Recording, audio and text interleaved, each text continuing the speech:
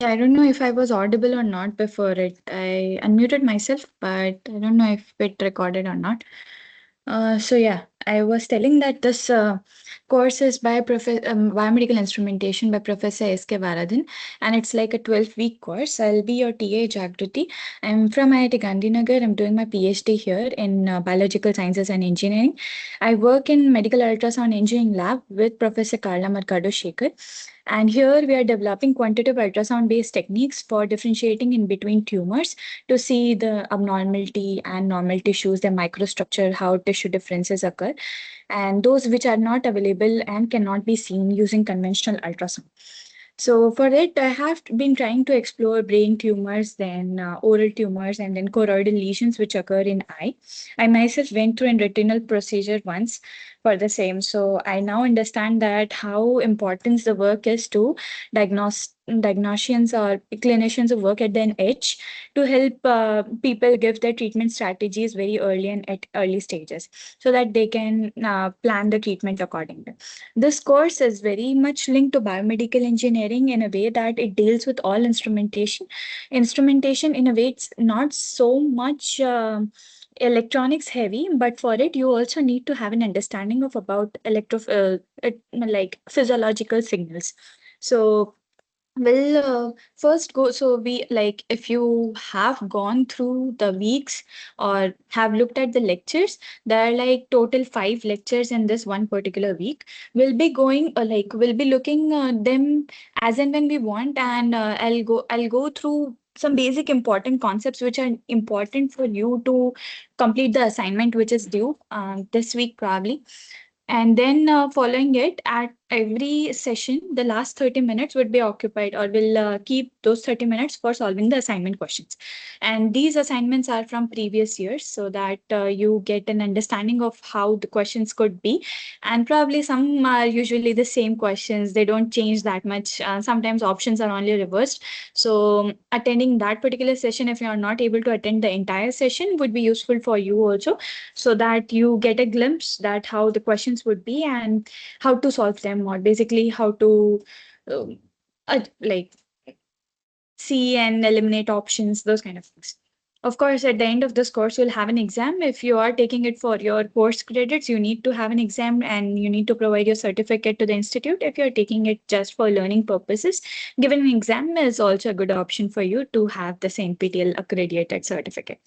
Okay, so let's begin. This lecture notes will be given to you using that sheet which is being shared to you through the on the instruction portal. So every time you need it, you can have a look through that sheet. So if you want, I can also show you that sheet at the end of the session. Okay. So let's begin. So the first section, very first lecture is all about sensors and transducer.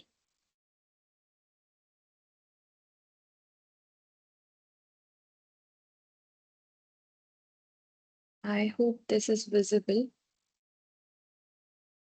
Not. Can zoom it till this point. Yeah. Sensors and transducers. So just as I told you that this is nothing but it's amalgamation of 3 fields. These are not drawn to scale. Okay. So one of them is physics. Another is physiology. So physics you all know and you might have been through till 12th physics. So that's the physics that is always necessary. And then you have electronics. So this course being on instrumentation is of course electronics heavy, but physiology knowledge of it is also a little bit known is good for you. Physiology, how you know is nothing but how our body evolves, functions, organ systems, cells which come up to an organ and total all organs which to an system, so how they totally behave. Now we are nothing but calculating or we are capturing the physiological signal that our system is being sending. So that's how this entire biomedical instrumentation is all about. Okay, so we are interested into this physiological phenomenon.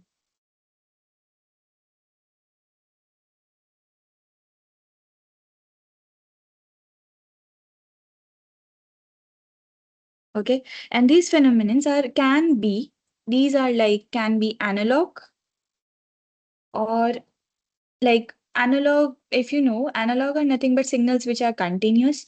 Digital are signals which are discrete at different time points that are defined. And these physiological signals within our body can be of different points. It can be electrical signals, can be chemical signals, can be mechanical signals. Those are different ones. Whereas, whenever we want to feed them into an instrument or we want to do further analysis on them, we want to convert these signals. So, this stands for output. I'll always use it as O/P. Okay. So, the output should always be an electrical signal for us to process it. Now, why I'm saying should always be, because electrical signals can be digitized, can be converted from an analog domain to digital domain. So I can do analog to digital conversion from them and further post this digitization. I can either transfer them like further to overseas or someone who's living somewhere else, or I can process them on my own PC, which has nothing but merely 8 GB of RAM. So that is where ADC comes into play. Okay. Now, from our body, what are different types of physiological signals that we have? One of them is through ECG. What do we get? We get heartbeats, right? So that's electrical. Then we have EMG. Then we have EEG. So these are all like electrical signals that we get. Okay. Then we have something as mechanical also. So which signal is what we receive mechanical? So that's blood pressure.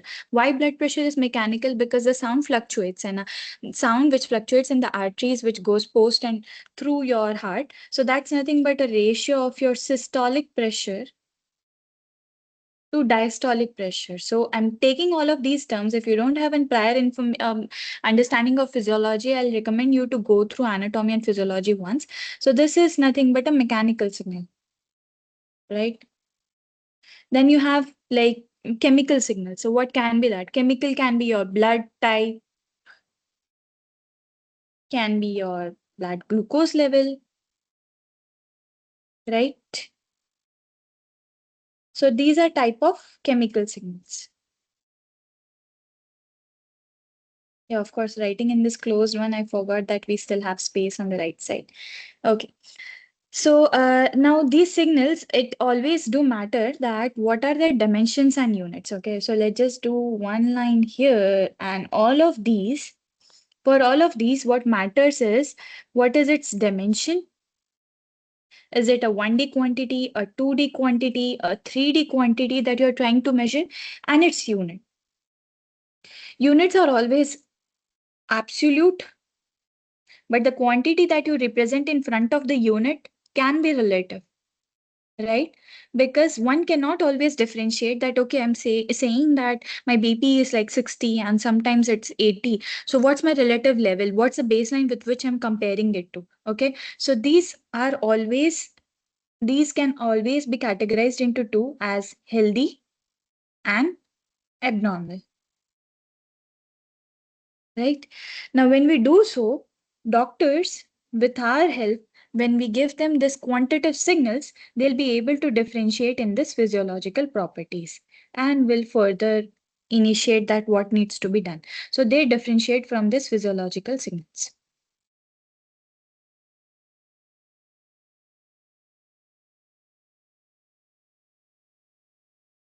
Okay. Now, still, whatever is there is going on in clinic is all manual and it's in a very specific way. It's patient specific. So there aren't any global guidelines that okay, if some value is this, you definitely have a point or you definitely have this condition. So it's always relative to one person or not or other person. That's why there's a need to develop this instrumentation to get it globalized, to marketize it, and to develop other signal processing and technologies. Okay. So advancing this is what drives the motivation for all of us to learn these things and also work in this field of biomedical engineering or processing like that. Okay. So to do so, for every instrument, you need a sensor. And this I'll start with a sensor and transducer. Okay.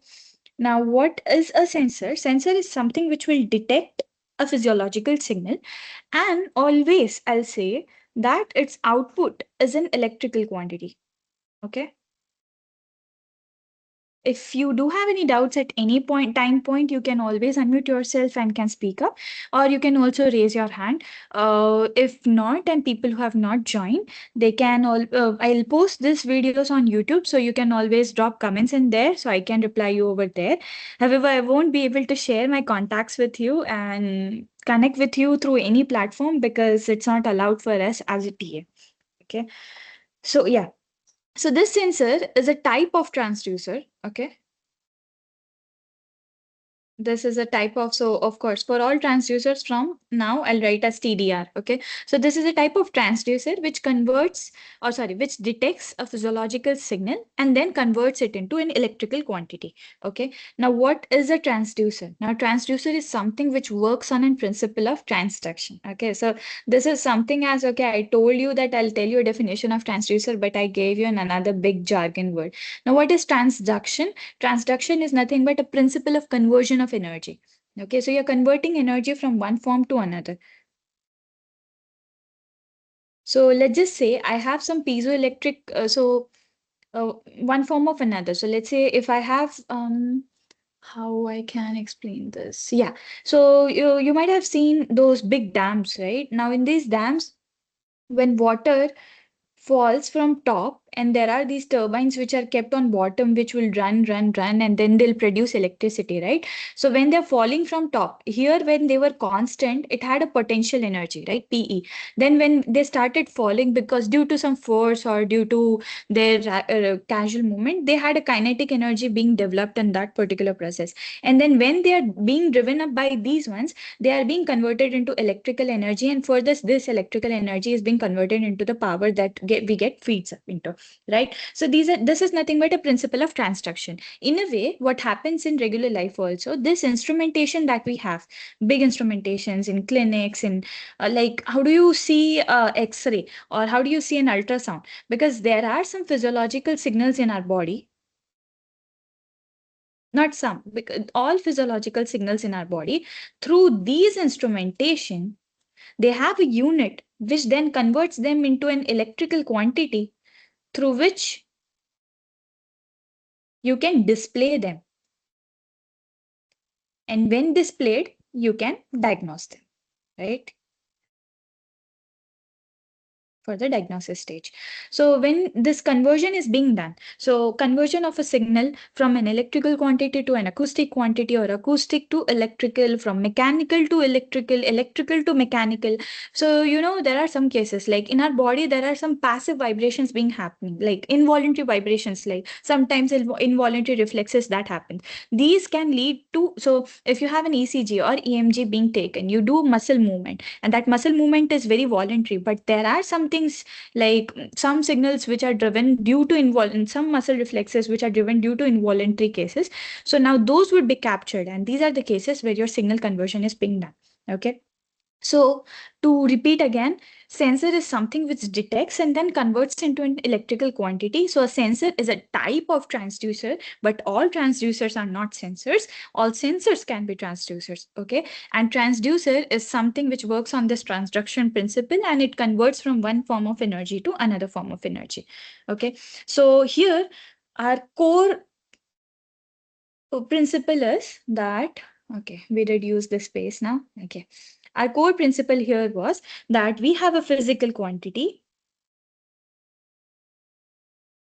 and this quantity is what? A physiological signal, and we are converted into a quantifiable quantity, or called quantifiable signal. And in most of the cases, that signal is always electrical. Now, if you might say that about stethoscope is always acoustic. Now, the doctor is always hearing sound signals that are, so when he contracts our muscle and then he releases it, he listens to that sound signals, the lub dub that occurs in our heart because some certain valves open and close at that certain time. Okay, so he hears that, and that is nothing but just hearing those acoustic signals due to the vibrations which are happening inside. Then, so these were traditional stethoscopes. Now there are electrical stethoscopes. How they work on? They have a microphone in them. Now this microphone will convert that acoustic form of energy into an electrical energy. Okay, so that's how we have this process, and we'll digitize them, we'll transfer them, we'll process them, and then digital signals are available for us to transfer. Now in our human body, so this is like very basic to understand, but these are things which always do matter, and people need to understand them so that they can modify and design their systems accordingly. So measuring all signals in a human body is not that easy. Actually, it's very challenging because our body functions in a way that, okay, if I tell someone to hold his breath, okay, I'll tell you my own case. I am an ultrasound researcher. So I need certain controls at some point of time to check if my algorithms are working or not. And in a clinical laboratory, we can do certain pilot studies, but in a research laboratory, we cannot. We need certain ethics approvals, which in a clinical laboratory are always there, and people can go and do some control studies. Here, we cannot. So I have to make some tissue mimicking phantoms. I'll have to make some gels where I can mimic the conditions which are there in the human body. But doing so, I don't have vessels in them. I don't have blood in them. I don't have that voluntary motion in them. That's why I get my results at 100% accurate, 100% same to same. What value I anticipated was the same value I got. I achieved there. But now when I'm going to hospitals to do live tissue imaging, fresh tissue imaging, then I'm facing all of these issues. Now, these issues can be the tissue is moving. The water is not so still there. Temperature differences do occur. So our human body is very dynamic, and since it's this dynamic, there are these certain challenges that we occur. Now, in terms of electrical quantities, this can be, first one is very high noise. Okay. Even if you talk, now if you're trying to measure your EMG or EEG signal or ECG signal, all of them will tell you be still or do certain activities that only we want you to do. They won't tell you that, okay, you can also do this and you also do this. So your test is all gone. That's all garbage. Okay. So one is high noise, and hence in a way you always end up with a low signal to noise ratio. SNR stands for signal to noise ratio. Low SNR, that's nothing but ratio of signal by noise. So low SNR, that means that your noise level are very high in a way that it compresses or it does not compensate for your signal values. Okay. And then you have variable impedance. Now, if you're someone from biology, I'll say impedance is something which is similar to resistance. So it opposes the current flow. It prevents high loading into your circuit at initial time points. Then low signal amplifier. What's amplifier? Amplifier is nothing but something which boosts your signal quantity. So I'll just say that, okay, I have a loudspeaker. I'll speak in it as, hi, my name is Jagriti. And then that loudspeaker will amplify my voice further. So that's an amplifier. So all our human physiological signals, our body signals, these are very weak signals. So you cannot detect them unless and until you have an amplifier with you. Okay. And then there's a frequency response. So what is this frequency response? So every time you measure your signal in an electrical quantity, that electrical quantity is like voltage versus a time varying data. Now this voltage versus time varying data is in time domain, right? It's in time domain. And then you need to convert this signal into frequency domain. So there are certain signal processing techniques to do so. One of them is something which is called as FFT, that is fast Fourier transform. In a way, you convert your time domain voltage dependent signal to a frequency dependent signal. Now, this frequency dependent signal will have certain frequencies, and that will show you that that what information your time domain signal wasn't able to give. You have certain physiological properties which are frequency dependent. So you can see them at certain frequencies and certain bands, and you can filter them, check them, cross through them. Okay. So that is why the frequency response is also very important. And hence the all in one, the first one is that we are very dynamic. So all properties do change at all times, and we cannot have a specific regular control of them. One such example that I gave you was for digital stethoscope. So, stethoscope. That was an example. Okay. So here, like if I just want to point it out, the transduction principle which is happening here. So we just talked about it, just leaving it as it is doesn't make sense. So what happens when you're measuring through stethoscope? They'll keep it on your heart, they'll keep it on your back, they'll do so, right? Now what happens there is they'll measure the vibration of your chest walls, back walls, chest walls, okay, to certain signals. They'll keep it on certain drips that they know that where they can hear the voices, and these vibrations are then converted into acoustic signals. Now, what acoustic signals are? These are nothing but sound, right? I wasn't supposed to write there. Okay. So these are sound. So that's your transduction principle, that you convert this mechanical energy into an electrical energy, or that's an acoustic signal, so into sound. Okay, so that's how you hear it. And then later you can digitize it if you want to do further processing onto it. So I hope that's visible. Yeah. So following it, if you have a sensor at any time, the sensor should have high specificity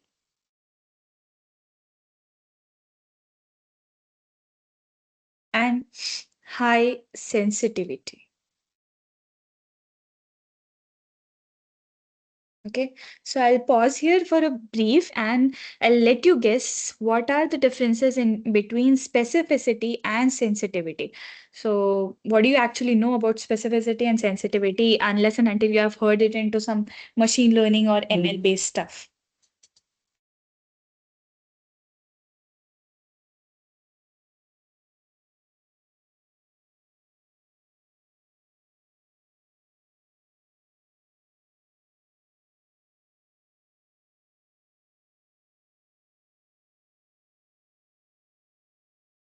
Thought about it?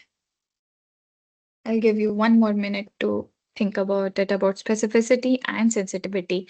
And of course, they are not similar to accuracy or precision. That's something else also.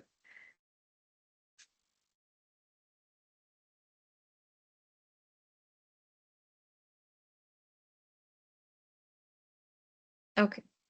So, specificity here,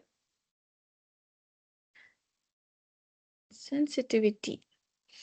So, specificity is something as you only have one solution to that problem, and that's an 100% right solution. Okay, I'll just say it that way. So, assume it as a lock key mechanism. That's what the example the prof also gave. So, every lock can only be opened using the right combination, the right key which works for it, or unless and until you open it through wrong means. Okay, so that is specificity. So, what is your intended use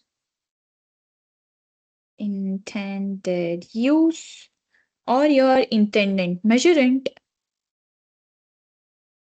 and you only have that desired output for it, right? So for a given input, for a desired input, for a given input, you get a desired output signal, and that is what was for your intended use. Okay. Whereas sensitivity is your ability to measure. So sensitivity, it's very like intuitive from its own. How sensitive things are, how sensitive you are. It's like that. So its ability to measure in presence of any disturbance, I will say. Okay, but technically we say it in presence of any interference. Okay, so sensitivity is ability to measure any signal in presence of any interference if you have. So we'll say the and always systems. If you say that my system is 100% providing me a specificity of 100% and sensitivity of also 100%, it can be the case that your system is very, very good. It can be the case that your system has some biases into it. Can be the case where your system is not considering certain false positives, and false positives as in are the cases where you get a true response, but that true response wasn't actually a true response, and that came out to be as a false response. Okay, so yeah, of course, these things are all winded into each other. But yeah, every and all time, you cannot say that if your system is giving you it's like, so these are always expressed in terms of percentages. And if you always say that my system is 100% sensitive, 100% specific, that's not the case. When you say that, okay, it is always functioning properly or functioning properly. Okay. So, yeah. And then for these two signals, whenever we measure them, our measuring system, to mine for sensitivity, our measuring system should not interfere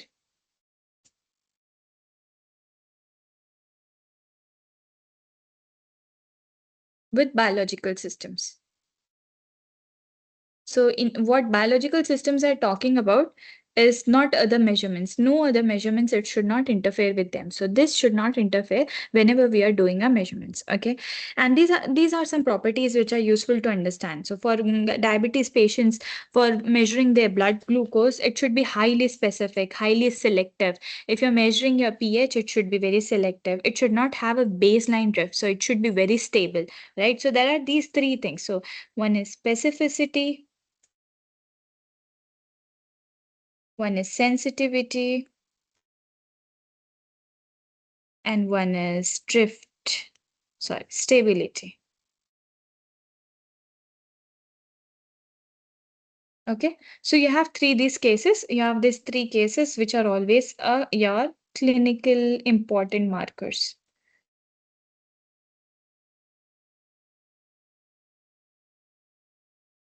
Okay.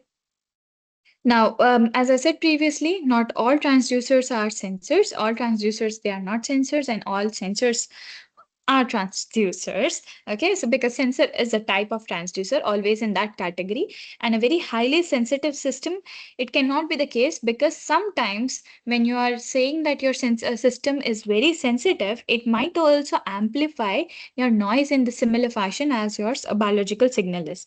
So sensing elements are always analog, and hence in this case, accuracy is not what you think, is not similar as precision. I guess it's not visible. So accuracy is not equals to precision. Why so? Because accuracy is something which tells you how close your measurements are to true value. So how, just remember two words, how close they are to true value. And what we're talking about are the measurements, signals, electrical quantities, your end output, okay, how they are close to them. Whereas precision is how repetitive your measurements are, and so that they are close to the true value. So not always the true value, it's always how repetitive your measurements are. Okay, so how reproducible your experiments are. If you do it always, you'll get a similar output and precision there. Okay, so that's what the difference in between accuracy, precision is, and sensitivity, specificity is. So I hope that's very clear at this point. Okay, and we always say that all of our measurement systems are non-invasive. Right? What does non-invasive mean? That they do not harm the patient. That's how ultrasound is. We do not harm the patient. We do not inject anything into the patient while imaging them. Okay. I'm not saying about therapeutic ultrasound, but for diagnostic ultrasound. There is there are also, it's non-ionizing. There are modalities as X-ray, computed tomography. It's also non-invasive. But now you're giving the patient an ionizing radiation that's been passing through it, and it is not so good. So that's why they always say that do not go through like more than 2 or 3 X-rays in a year. It's not recommended, because it might also cause your cells to die, and that's why over a lifetime or life cycle, you are very prone to cancer and those diseases. So because your cells are not no longer there, so they'll our system will start eating themselves, and you don't have any good cells in there available. So yeah, non-invasive is always not 100% safe. Not always 100% safe.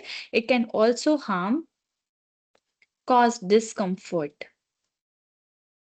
Okay, so one always says these terms, uh, keeping a little bit of pocket space, that there are certain disadvantages as well as advantages for other things available at the same time. Okay, then so now since we saw about sensors and transducers, what they are and what properties which are important when we try and see into physiological signals, then we saw what are the four important characteristics for sensors. One is your sensors specificity, sensitivity, and then for your results, how is your accuracy and precision, right? So that we saw. Now following it, we'll see the characteristics of sensors and transducers.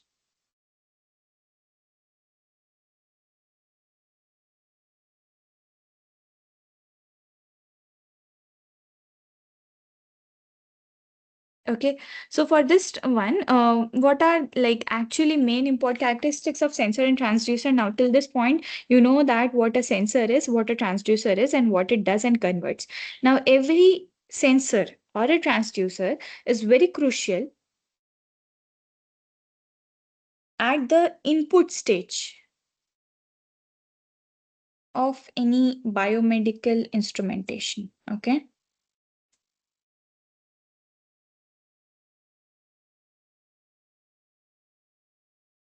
So it's very crucial in those points. And there are certain characteristics which influence the overall performance of an instrument. There are characteristics which influence the performance of an instrument. Okay, so what are these characteristic? One, I told you, signal to noise ratio, that's SNR. Then that is dynamic range. So in what range or in what scale axis are you trying to visualize a signal to? So this also influence your entire system performance. And then it's the frequency response. So where are you looking at and what are the frequencies and bands of ranges that you are like interested into for that particular physiological signal. And towards end, so following these characteristics which influence the system performance, you then further process at towards the end, you process your signal and then proceed it for decision making, right? So you do so and this process further continues. Now with it, there are some cases and there are some systems which are called as smart sensors. If I had the case, I would have had images in here. Let's see if we can quickly Google. So there are some smart sensors in a way. You have MEMS. So those are like microfabrication systems. MEMS. Yeah. So if you see this ones, so what you see here is now these are like small silicon chips and small piezoelectric polymers. People do define. So what you see here are nothing but some images of them, and you can do several different things. You can add sensors in them. You can embed chips in them and make them to function different processes at the same time. So all of these things are nothing but accumulated on a single chip. So that's why we called it as a smart sensor. And that's one of it is same sorry MEMS. And then you have CMOS. So what CMOS is? Sorry, not CMOS. Yeah, for was it CMOS? Yeah, CMOS. So that's a type of battery and which helps you like no here.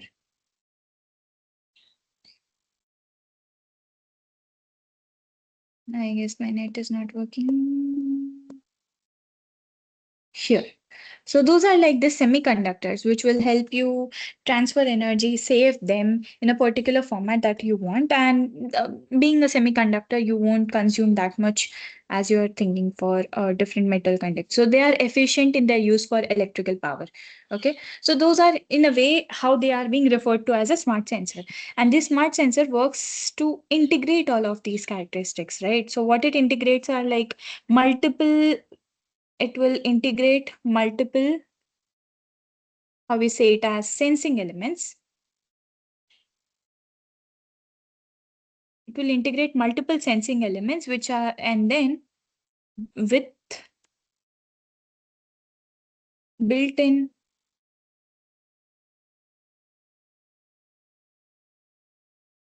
electronics. So, in a way, if you have everything and it's built in into that particular one single chip, this reduces your external processing, right? I hope my handwriting is visible and easy for you to read whenever next time you try and go through it. Okay. So what is one type of smart sensor that you always see and you always carry with you? So that's first one, your mobile phone. Your mobile phone has an ability nowadays to measure your um, SpO2 level, your pulse oximeter level. So, what's your oxygen state, your saturated oxygen? It can measure those. It can also measure your step sizes, how much you walk every day. Then, when you connect it with a smartwatch, you can actually see your heartbeat, your blood pressure, there are different quantities, many different type of physiological signals being connected there. So, these are like the two ones that we are actually always on time carrying with us. Nowadays, many people do have it. If not a smartwatch, you always have a mobile phone with you. One cannot leave without it. Okay, so you have multiple sensors into one single chip, and that will again help you. So there itself, that one chip is doing different roles. So it is trying to amplify Okay, then it is also trying to convert your analog signal into digital signal, right? Then it's doing some compensation for temperature. So because now if you are feverish, okay, and now it's trying to measure, of course its values would differ, but it does have a baseline control feeder into it, so it will compare with it and then tell you that whether or not you have a fever or not. So I'm not saying that it does not believe that you have a fever. Instead, it will check it with its own baseline, what it has been fed on, and then it will check. Of course, we do have a tendency to check by ourselves and go take dolo on time whenever we need it. And then it also does calibration, self calibration on its own, okay, with respect to an ambient pressure, the level it is being put on, all those things, right? So with it, all smart sensors have an advantage as they reduce the packaging, right? So now you no longer need to carry huge or very big, heavy loaded instruments with you on all time. You don't need to have a separate data acquisition system, a separate amplifier, a converter, let's say an oscilloscope for displaying, and then further USB connected to a PC for data transfer, and then a separate software for doing so. So now everything is available on one single chip. So it's nothing but helps us to do miniaturization,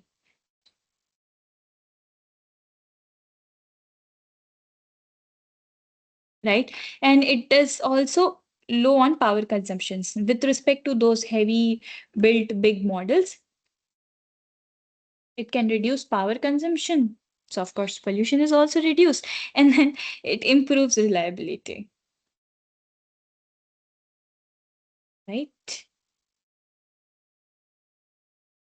Improves reliability in this case. So one such example I gave you was for smartwatch smartphones, right?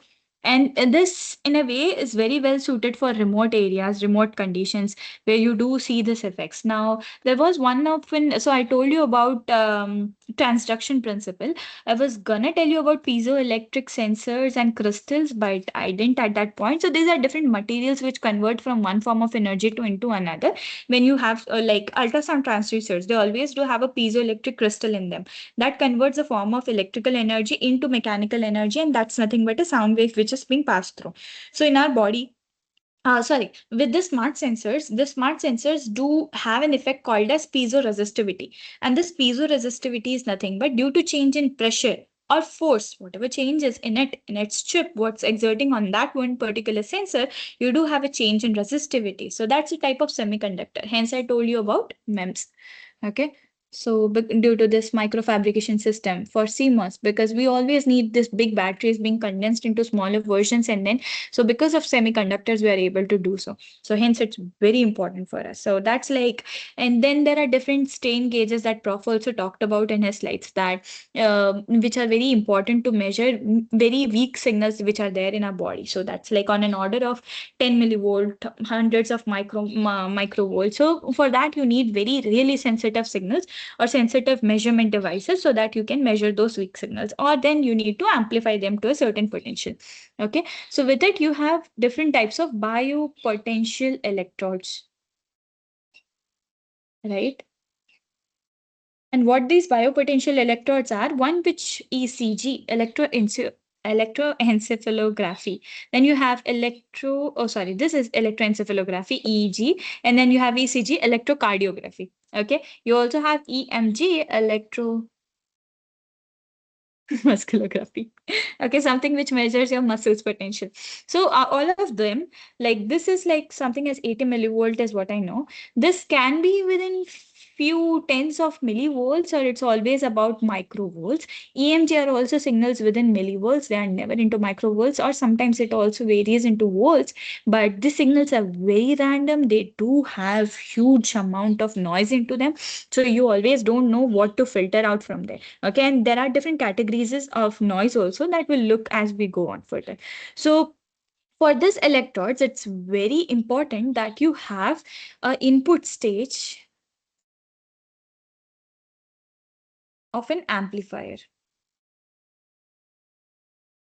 And now this amplifier. So let's just say that I have an electrode with me and I'm trying to measure my own physiological signal, right? When I'm doing so, if I like, okay, if someone pushed or someone came in the room, now you you it won't look that there was a noise being generated, because that person was very far away from the subject, wherever the subject was sitting, and for whose recording was being done, or for whose you were trying to measure the signal of.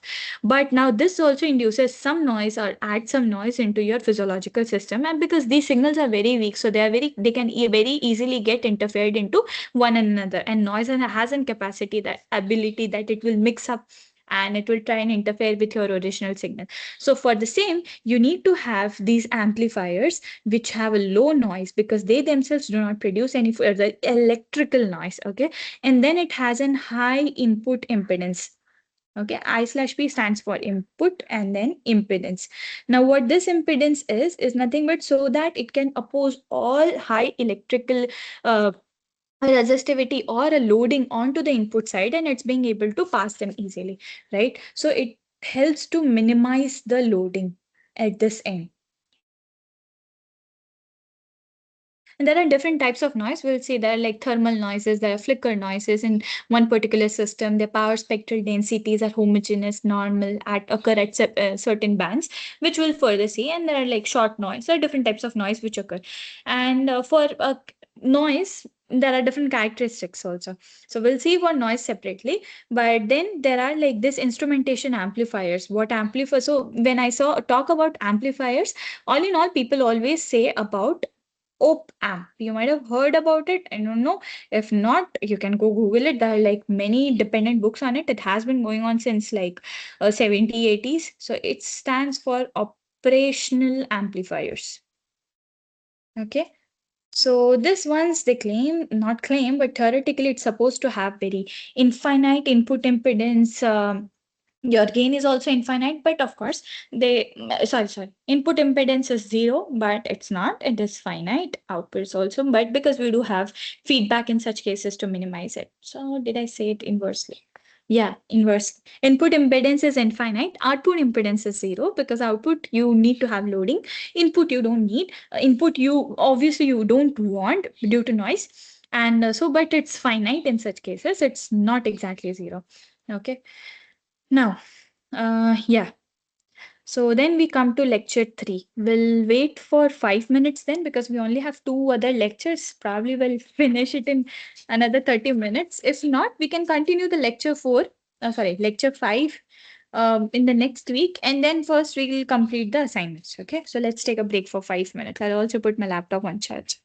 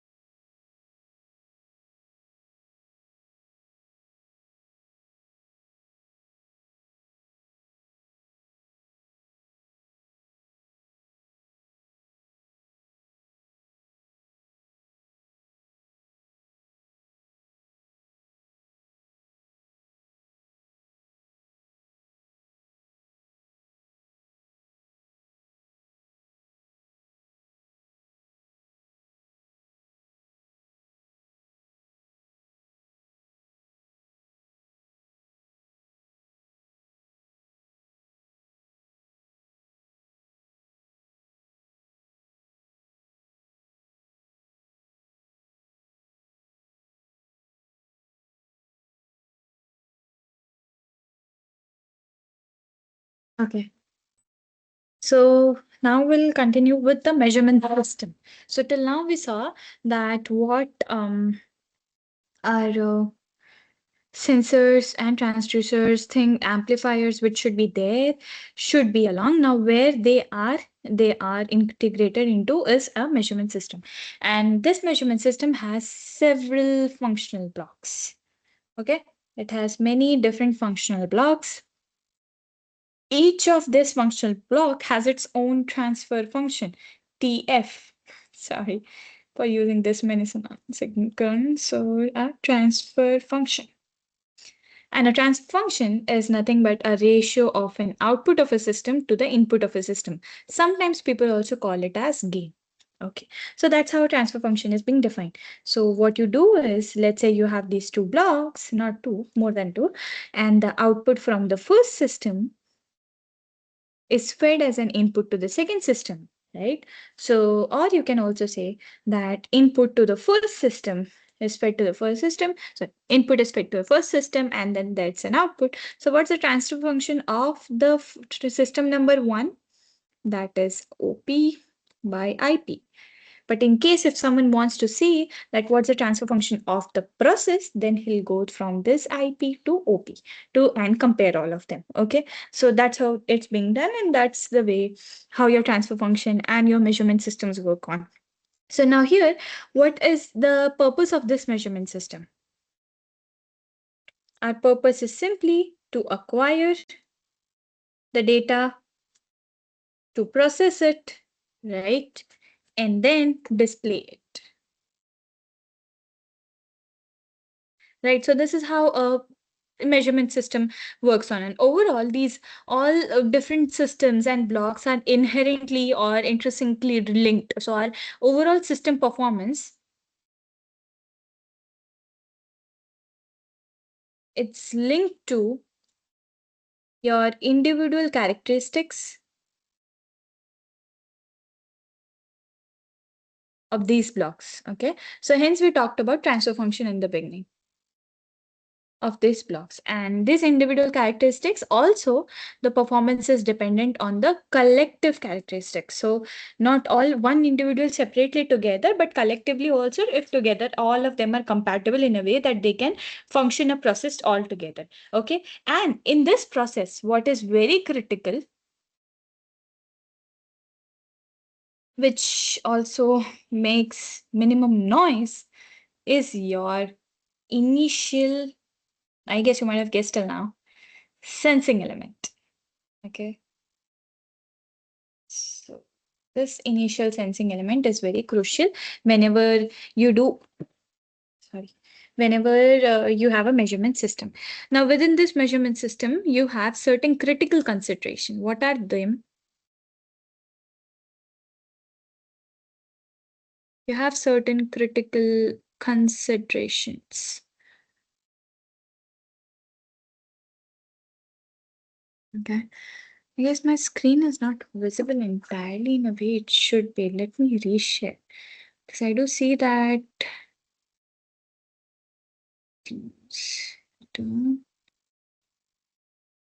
Oh, now it's tilted.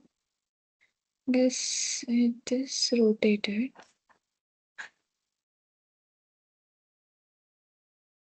But it's not rotating here. Okay. Share.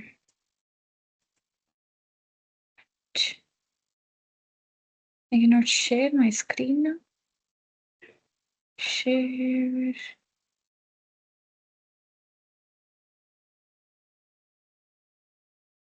Interesting. Whiteboard. Okay, that's a whiteboard. Present, you can edit. Stop sharing. Sorry, I didn't mean to do this. Stop sharing. I want to share. Yeah, there you go. Share your screen, entire screen, share screen. Now my screen will be visible to you, and with it, I'll go to this app again. I'll close this, and now it's visible the way I want it to. I hope so. There are no lags. I do see a lag on my end. Yeah, perfect. Because for now, I was only seeing that it's this tiny handwriting that you can see. Okay. Yeah. So what are the of course, don't worry. I'll give you this notes also. So you can only focus on what I'm trying to tell you at this point, and then later get this notes. I'll upload the PDF copy for them. So what are the critical considerations in the measurement system is you need to have an impedance matching system. Okay, impedance matching. So for your sensor and the measurement system, your impedances should match or else you'll have load, current and those issues there. Then there's a noise factor. You need to minimize noise as much as you can. And then the dynamic range that you'll be trying to visualize your output into. So these are the things which matter.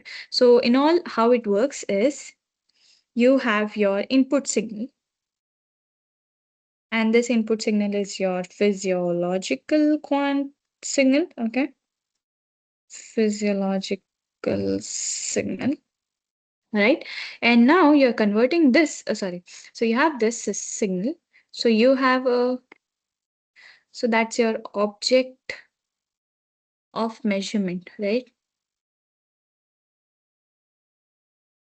This object of measurement, you are giving it into, feeding it into a sensor. So whatever body part you are trying to measure it into, the sensor will convert it, detect the signal, will convert it, right? What form of energy you get is an electrical. So you need an electronic instrument here, and this instrument most likely should be what? Like at first, minimum, it should have an amplifier, right? So it should amplify it. It will amplify the process, and then being done, it will observe it. So can observe it, display it, computer screen, oscilloscope, anywhere. So that's how your entire measurement system works on. Okay.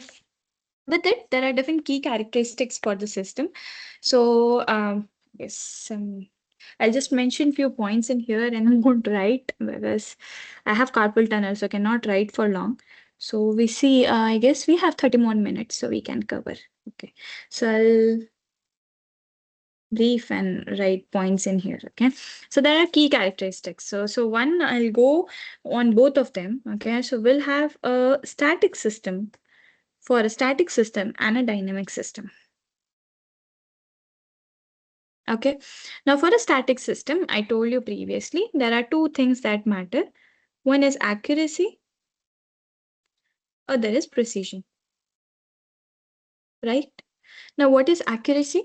Accuracy is okay. So, what is static? Static is your output is not changing that much because you are providing a constant or a input slowly varying input signal to it. So, in those cases, you have two things to monitor. One is accuracy, another one is precision. So, accuracy is how close your values are to the true value, right? And this accuracy will include all types of errors. So, random error or systematic error, noises, everything would be there. Systematic, random, both of them.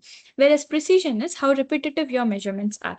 So a precise system, that is how repetitive your measurements are, you can say that your measurements are repetitive, but you cannot always see that your measurements are accurate, but since they are repetitive and precise. Okay, so a precise system cannot be or may not be accurate if there is a, this cannot be the case if there is a bias involved in there. Okay, so that's one basic definition for both of them. Now, since a system is static, you have things as linearity.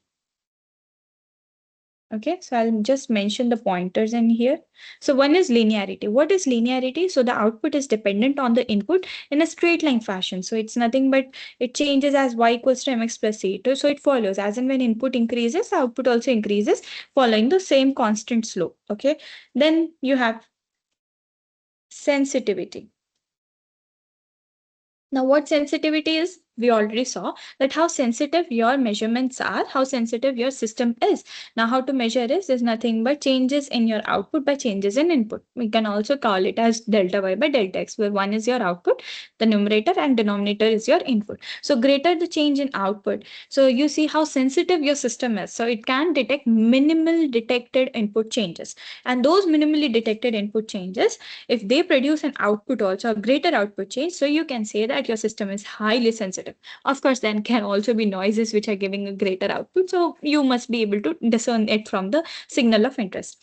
Then this, since we talked about the minimally detected input signal changes, there is something which is called as resolution. So resolution stands for the smallest detectable change on whether on your input is increasing or decreasing and whether your system can detect it or not. Okay, so that is nothing but the smallest change your system can identify. Then post resolution, you have something called as hysteresis. So you might have learned about the hysteresis slope, okay, before this. I don't recall where it was. Hysteresis. But of course, it was something as a leaf, right? So it tried increasing and decreasing. So that was something as your hysteresis slope, a slope of increasing energy and decreasing energy, which in all tells you about the loss or the energy which is being damped in a system. So this tells you that what like how your in output changes, whether your input increases or decreases. Okay, so in both cases how your output changes based on your input changes. So that is your hysteresis, and this is something which we say a property of non-linear system. So this tells us about non-linearity also. Okay, then it is, so since we looked at precision, you might get an idea of when I'm trying to talk about reproducibility. Okay, now what reproducibility is? Reproducibility is how close and like how n number of times you do a particular system or do a particular measurement, you give a same input to the system if your output is consistent over time or not. Okay, so here I'm not looking whether they are close to the true values. I'm not looking repetitive measurements give the same output or not. I'm just looking over time if with the same input, if my output is maintained constant or not. Okay, then there are certain thresholdings. So what are this thresholding? So what's the minimum input you require for the system to produce a detectable amount of output or a change in output which is needed? So that's what is called as your threshold. Okay, so this was for a static system. Now what is dynamic system? Dynamic system is what, where your input changes in time. So how your measurement system will respond to the input which changes with respect to time. And this can be, so that is why we call it as a transient condition. Okay, what condition? Transient condition. Right, so it is nothing but it has some contrast. So that is nothing but characteristics of the system which deal with the steady state property of the system or very slowly changing input of the system. So these dynamic properties are very important when it is very critical for your accurate waveform reproduction and control system. Okay, so with this transient condition, since your input is changing over time and you need to now see how your measurement system is responding to it, you have controls for it. So you have a time constant. This time constant is being denoted by tau. Okay, so this is nothing but it will see how quickly your system will respond to an abrupt input change. Okay, so that's time response. And then you have, sorry, time constant. And then you have frequency response. So I told you very briefly before that how frequency responses and what frequency responses are. But what they look at in your system is something about your amplitude, amplitude. So that can also be called as gain. Okay, so how your system's gain, that's our amplitude, and phase. Okay, so whenever you have things in frequency, you have an angle associated to it, right? So that's a phase shift occur with the change in, sorry, with the, occur with the frequency of input signal. Right? So as in how your input signal's frequency changes, what happens to the amplitude or gain and the phase shift of the system. So how your system's gain. So this is about the system, okay? Since we are talking about types of systems, so how your system's gain and phase shift occur or they do change with the frequency of the input signal that you're trying to see. Okay, so with it, you have accurate dynamic measurements, and then you have two characteristic properties with it. Okay, one of them is, let's just write this nonlinearity here. It tells you about non-linearity, non-linear behavior also. Okay, so this is part of dynamic. The right-hand side is part of dynamic. So you have accurate dynamic measurements. What are those?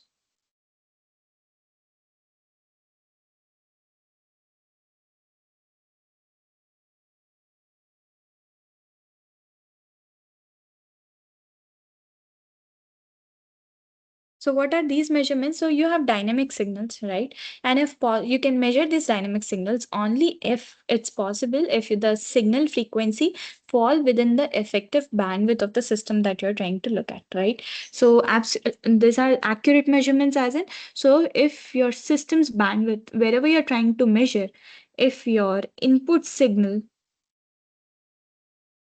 frequency will fall within that particular bandwidth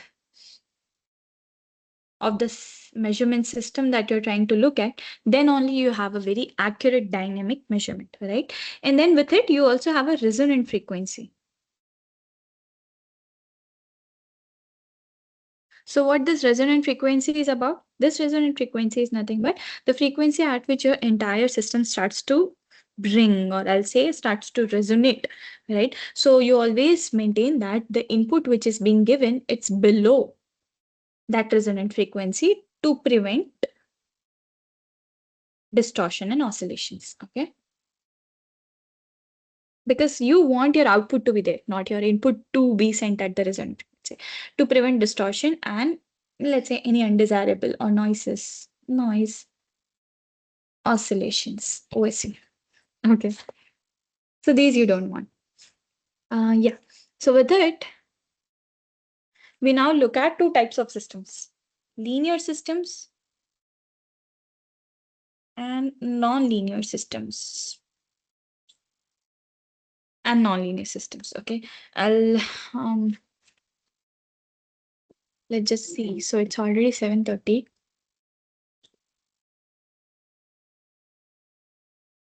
But the session recording started late, so I guess we'll can go till 15-20 minutes more because we need 2 hours of sessions here. Yeah. So if a system is linear, we can sum all individual inputs. So let's just say sum all individual inputs equals to 1 to n, and that would be your output if your system is linear, right? But if your system is not linear, then this cannot be the case. What we just said. Whereas here, if your input has one sinusoidal frequency, your output would definitely be sum of all those sinusoidal frequency, and that's your output which is being generated. Whereas in non-linear systems, you don't have these cases where it's all linear, but you also do see some higher harmonics. What are harmonics? Frequencies which occur at frequency ranges which are double of it, half of it, thrice of it, 4 times of it, like those. So these are like harmonic signals at multiple ranges of multiples of frequency responses, and these harmonics do change in amplitude. Okay, they won't be same in amplitude. What I'm trying to say is change in frequency is what the concern here is. And then, yeah, a system is only real only if a system is on stays real within a very small input range, and by means all other systems are all non-linear. So of course that range is your dynamic range that we're talking about. Okay, so frequency response we already saw that what matters there is the gain response. I'm not writing it correctly. Response, yeah. So what matters there is your amplitude gain and the phase shift of the sinusoidal input signal that you're trying to give it into. And now this is very important to analyze a linear system using what I told you, FFT, that is using Fourier decomposition. Now what Fourier does is it will combine. Okay, it will combine all the components of sine and cos to represent your signal through it, right? So that's how frequency response is about. And there are types of systems to it. So you have some first order systems, you have some second order systems, and first order. So there are like derivatives of first order, derivatives of second order. From it, you determine. So if you have went through first partial derivatives and ordinary differential equation, you might know systems processes to solve them. So things which looks like this, something as yt, plus you have a different constant here of yt, and then you have, let's say, your input can be written as xt. So this side was input, the other side, right hand side, is your output. Whereas if you have other case of square integral, so you have different cases of solving these equations also, right? So if you have gone through that level of maths, plus let's say a naught yt is equals to xt. So from this, you can solve this partial derivations and get this. So at this point, it's not needed. If you don't know, I can also brief you in further classes as and when the need comes, or else you can just Google partial derivatives or ordinary differential equations and processes to solve them, it will also come up. So there are simple processes. So if you take one, integrate the other on the both sides, multiply them. So these are like different derivatives and methods to solve them. So here it's just about the frequency response and what we are trying to look into. We are not even going into much more depth of about what Fourier decomposition and Fourier processes are. We'll just look very briefly or touch very briefly on them. Okay, so now there are different time domain parameters, okay, which are very crucial for a system.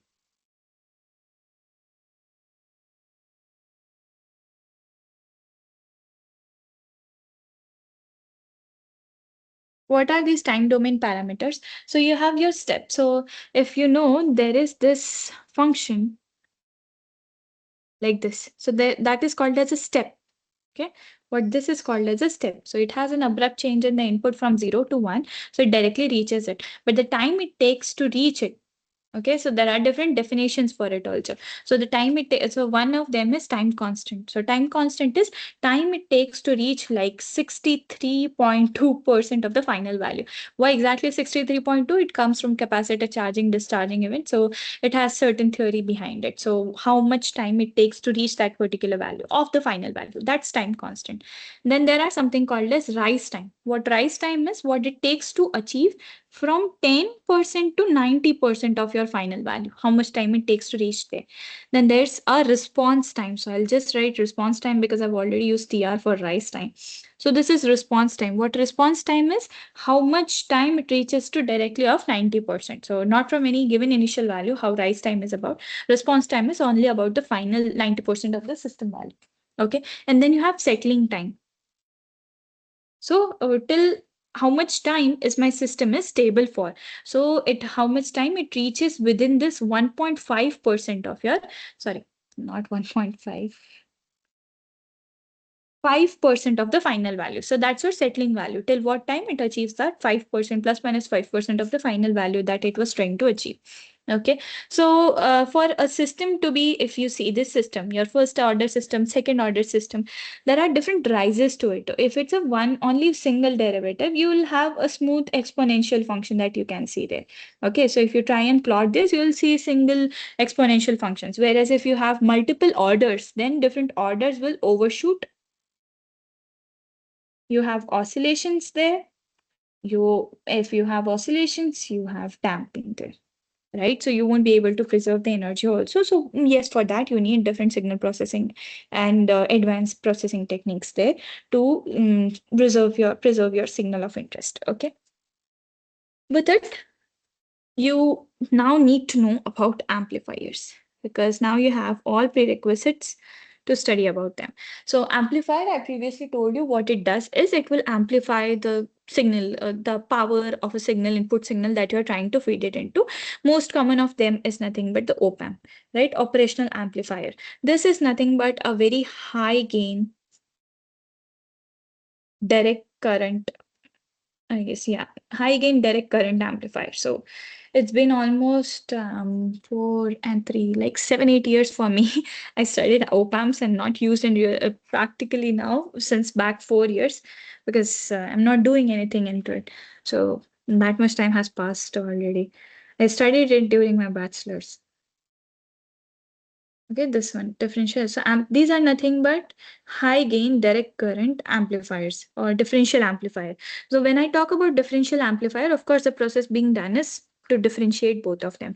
So for a simple plain schematic, I'll show you. Like, let's say I have plus minus. So yeah, always for op-amps, we have like negative feedback, right? We don't want the circuitry to like you have any surge or anything. So you provide a positive, you negative, you provide a positive, you provide this, then you have a high gain amplifier. So as the name suggests, is what it is like. So, okay, so this is your differential amplifier.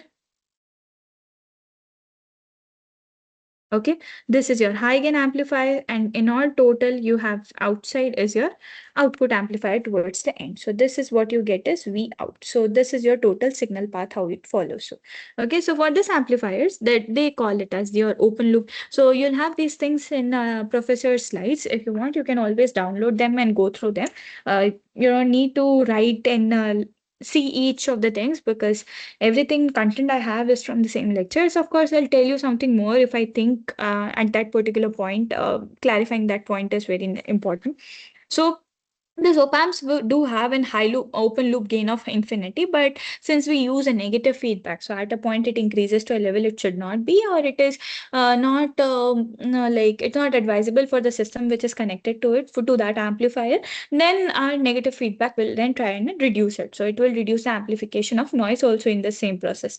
And gain for an op-amp or transfer function for op-amp is similar how we talked before. That's output and ratio, output inputs ratio. So if you have, so I talked about EEG before, right? So for EEG, we saw that the signal amplitude is like 1 to 2 millivolts. What EEG do is like they'll measure the electrical activity of your brain, right? And they have different signals that you try and measure. You have alpha, beta, gamma, different ranges when you are alive, not alive, when you're not sleeping, when you're alert stage, when you're very happy. Those different stages of our brain, they try and capture this through this different signal quantities. So these are like on the order of millivolts or microvolts, and hence to capture these signals, you need very high gain amplifiers. That's why people use them.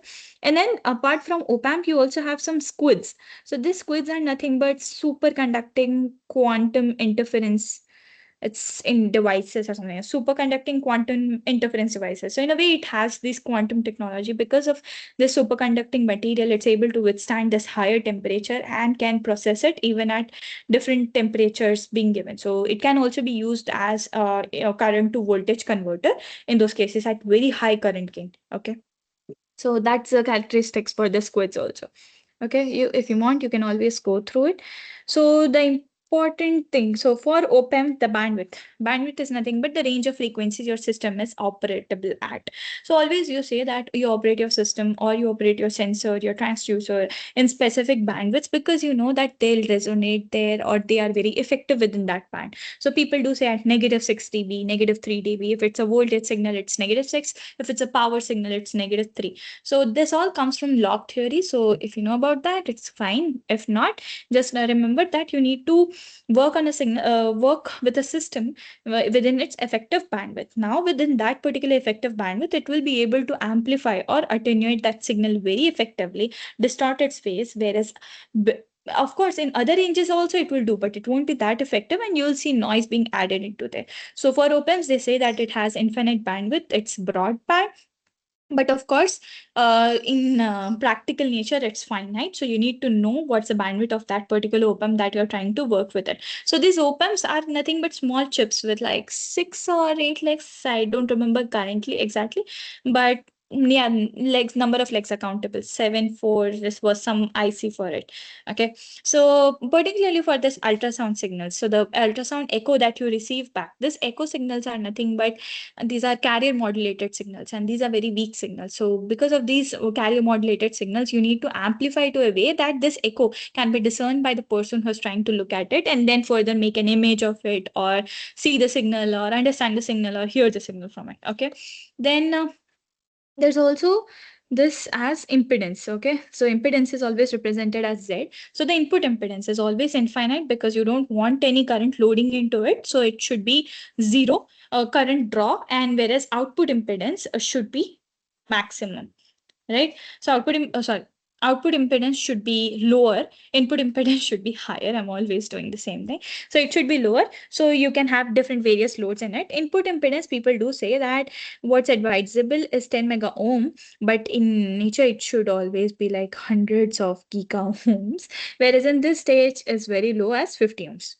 Okay, so that you can have different loadings in your system. We'll quickly touch on filtering techniques now. Okay, let's take a break of 5 minutes. I think I've been talking a lot. Okay, so we'll look at filtering techniques.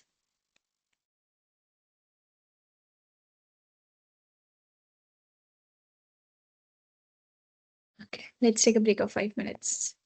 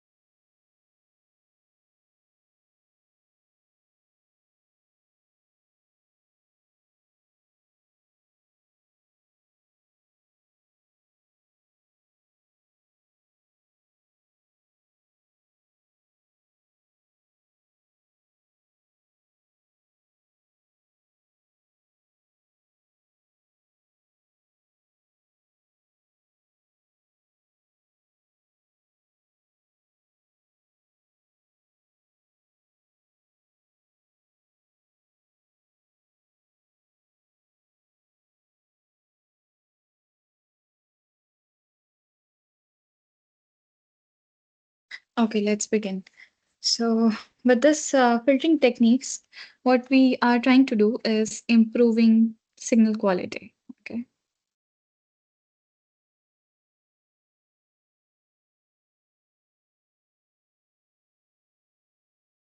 We are trying to improve the signal quality, and by doing so, we are trying to extract some information which is very essential for our analysis, and will reject the ones which are not needed or unwanted or that we think is noise.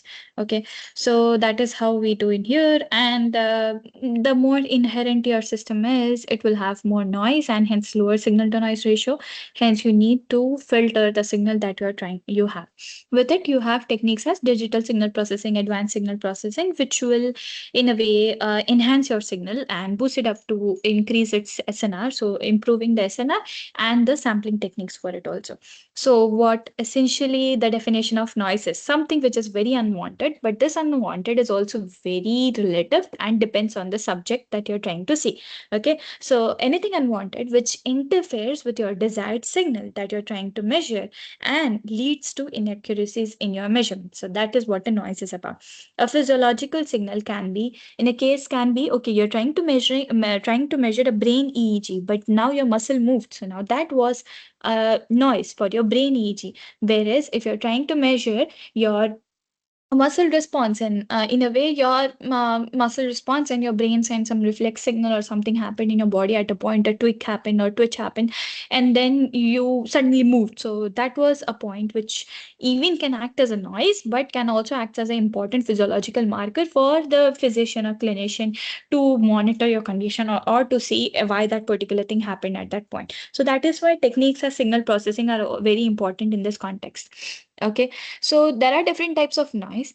I will just state them which ones they are. So first you look at environmental noise. Okay. So yeah, very first one was physiological noise that we talked about.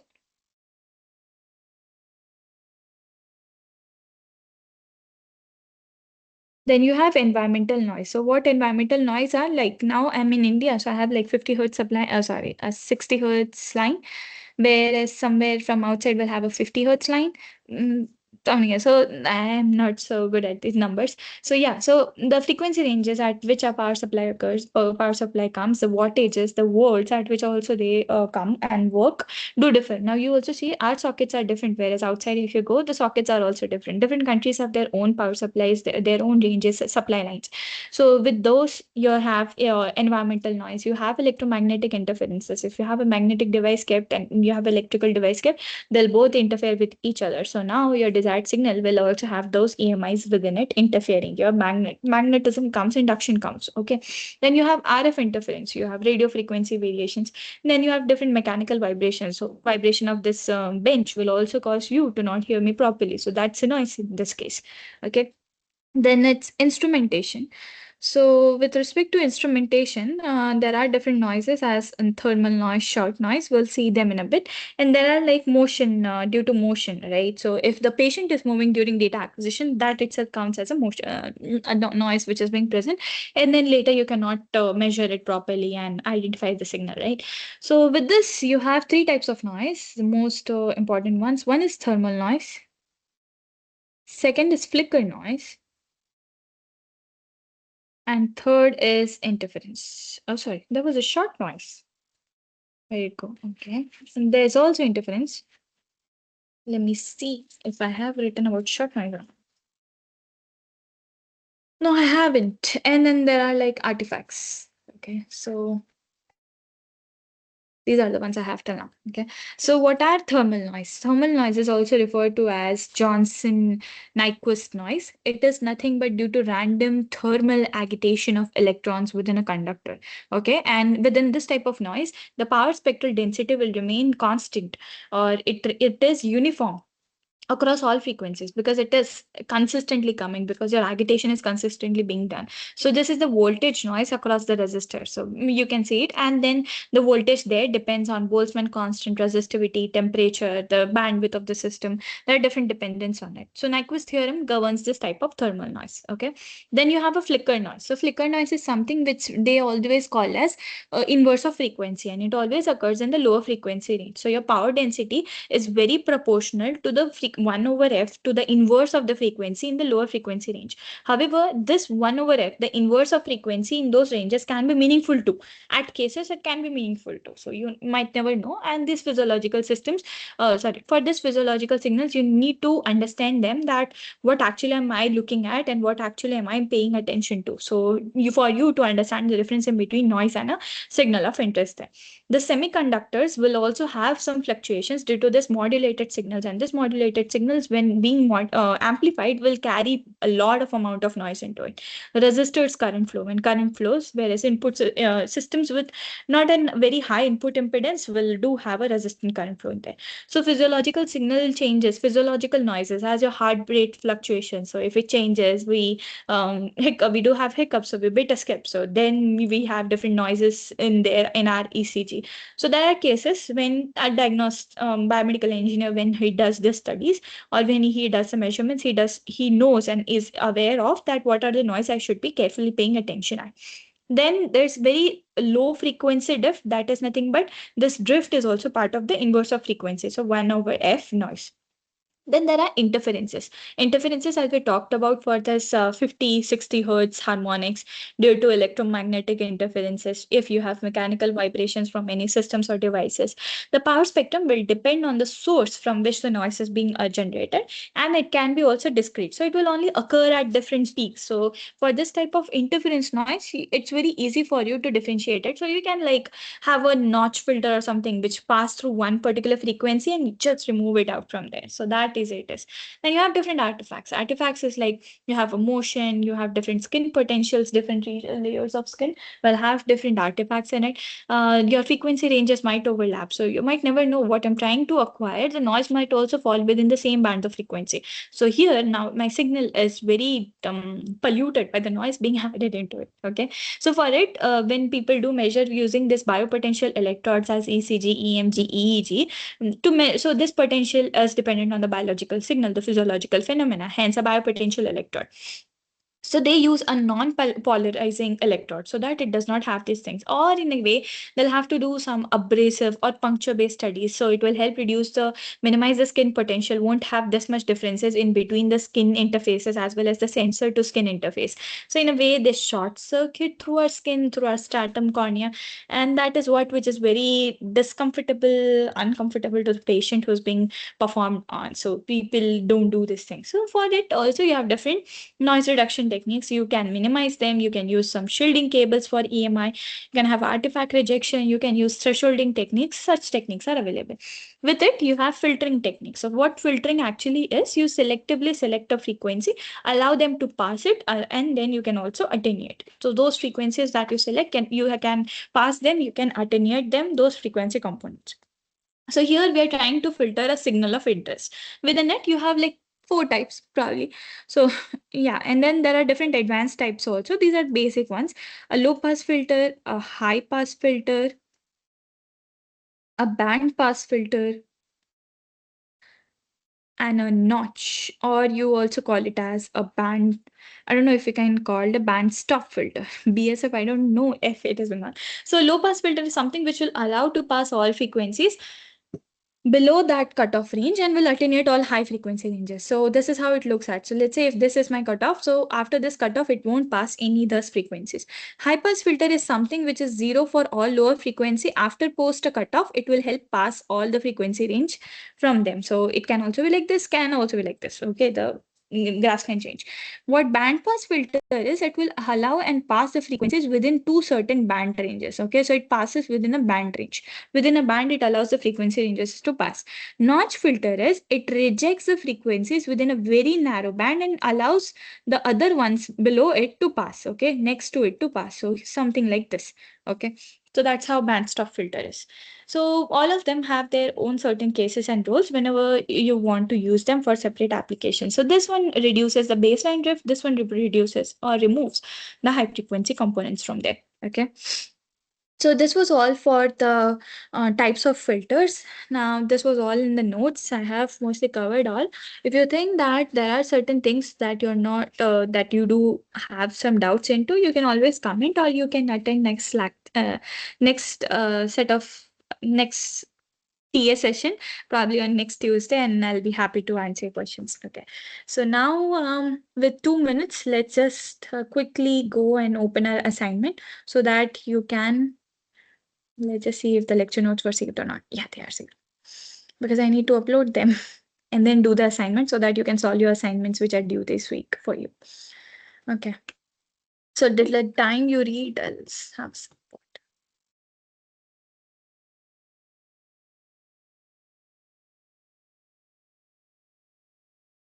So question 1. What is the primary role of a transducer in a biomedical measurement? What does transducer do? So we'll wait for a minute for every question and then we'll try and answer it. Okay.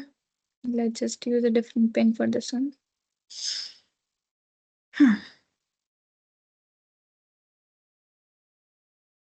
So is it analyzing the data, converting, store, and display what? So this is a transducer. Yeah. And there were differences between a transducer and a sensor.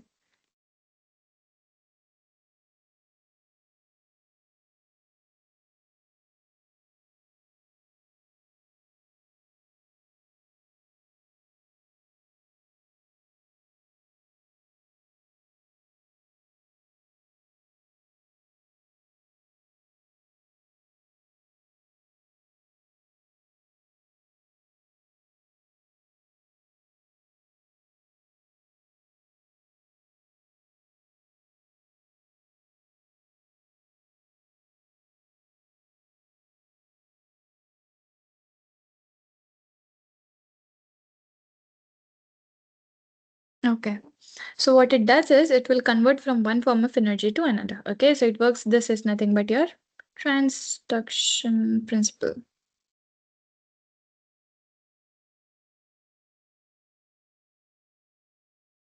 Okay. Next, which of the following is a key advance of a smart sensor?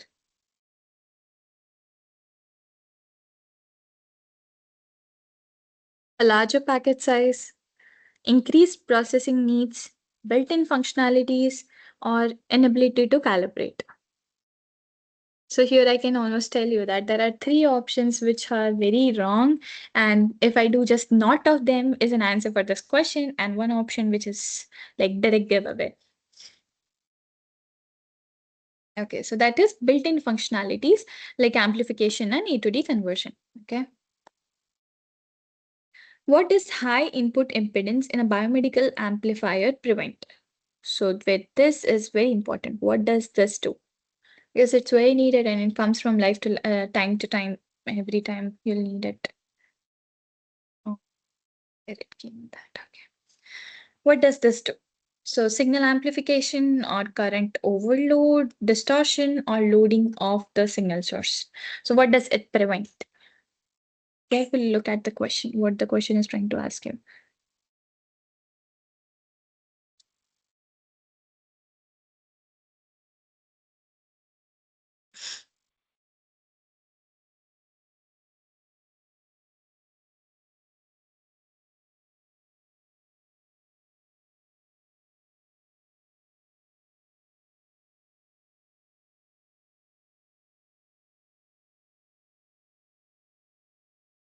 So it prevents the loading of signal source.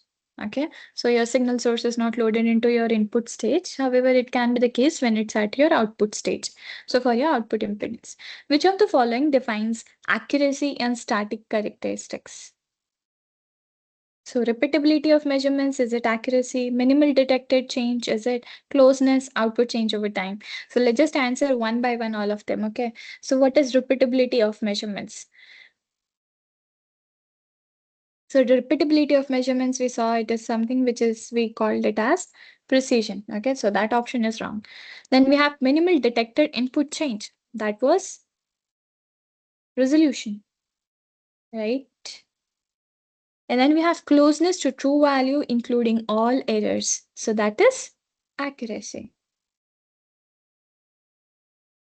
right? And output change over time. So that's your reproducibility, or something which defines your dynamic system. Okay. Now, which characteristics describe how a system responds to input changes? Responds to rapid input changes. How a system responds to rapid input changes. How fastly it responds to rapid input changes. A linearity, sensitivity, dynamic characteristics, or threshold.